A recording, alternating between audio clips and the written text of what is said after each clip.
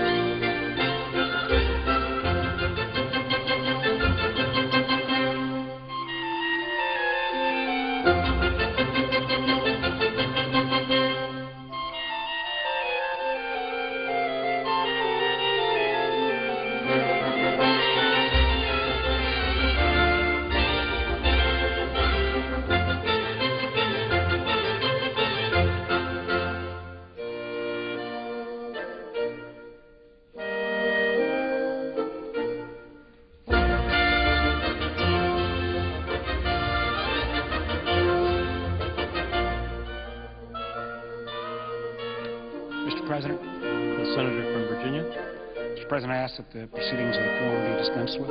without objection. Mr. President,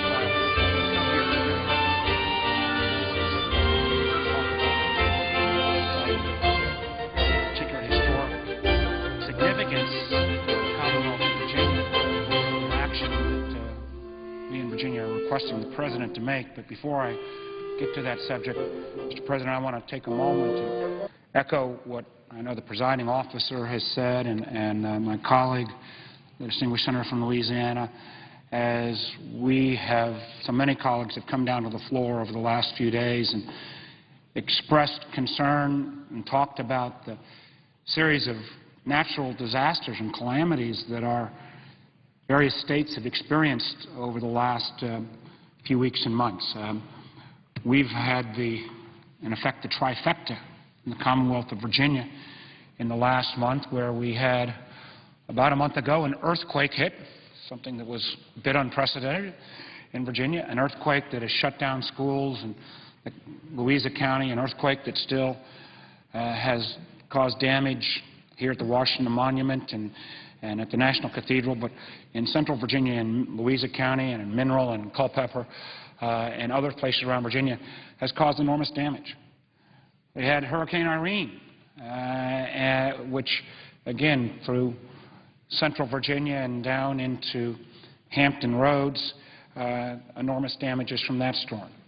And then most recently we had Tropical Storm Lee, where I had the opportunity in a community not far from where some of our distinguished folks who work in the clerk's office, the parliamentarians, I know where some of them live, in Alexandria, just not too far away.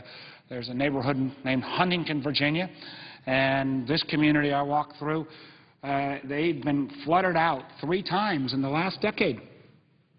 100-year floodplain, yet 3 times in the last decade. All these folks, whether it has been in Hampton Roads and Richmond, whether it is the folks in Louisa and Central Virginia after the earthquake, or the folks in Huntington, has been saying, we just need that assistance that other communities have had when they've been met by natural disasters.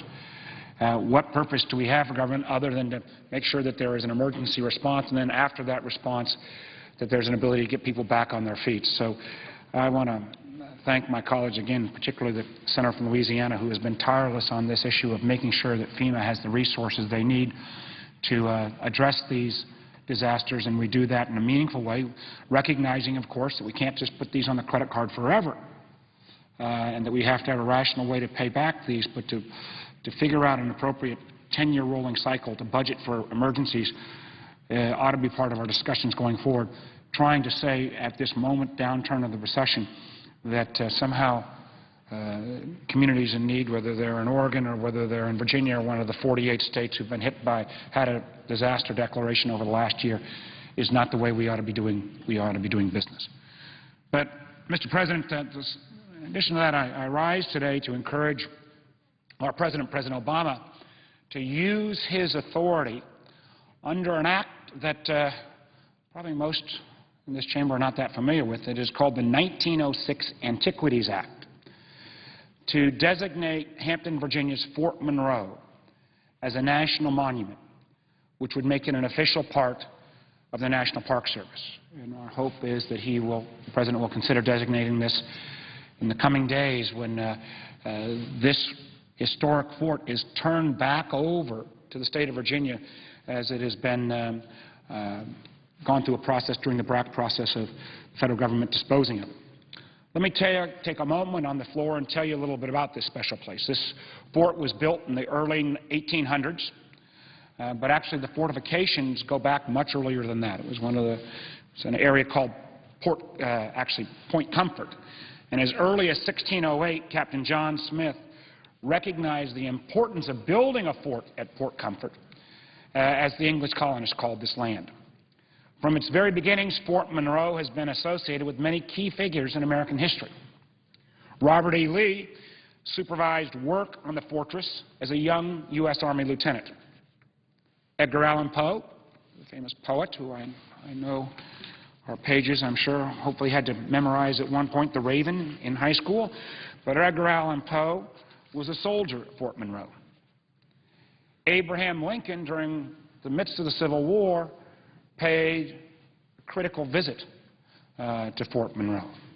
And Harriet Tubman, an incredibly important American who has only recently in the last 50-odd years or so been recognized appropriately, Harriet Tubman nursed wounded soldiers there in 1865. And as well, one other historic American figure had a kind of more of a maybe mixed efforts at Fort Monroe, and that was Jefferson Davis, who was at Fort Monroe on two very different occasions. First as the United States Secretary of War, and later as the former President of the Confederacy. He was imprisoned at Fort Monroe for 2 years. By World War II, Fort Monroe was the headquarters of our military's successful efforts to protect the mid-Atlantic coast. After World War II, and to the current day, it has been home of the Army Command responsible for training our warfighters. But for all of these various events, that alone, I would argue, I guess as a Virginian, that would warrant the designation of Fort Monroe as part of the National Park Service. But its true historic significance goes back actually to a night in May of 1861. You see, during the Civil War, Fort Monroe had an important strategic role as one of the very few Union military installations located in the South that was never occupied by Confederate forces. And the folks who've traveled down to Norfolk or Virginia Beach, Fort Monroe is the point that sticks out right before you go through the bridge tunnel that takes you over to Norfolk and Virginia Beach. It has a commanding view of the whole gateway into what we call Hampton Roads. On May 23, 1861, 3 slaves, Frank Baker, Shepard Mulroy, and James Townsend, got into a small boat in Hampton, crossed the James River, and presented themselves at the front gate of Fort Monroe, seeking safety and sanctuary. For the previous many weeks, Baker, Mallory, and Townsend had been forced by their owner to help construct a Confederate artillery position aimed directly at Fort Monroe.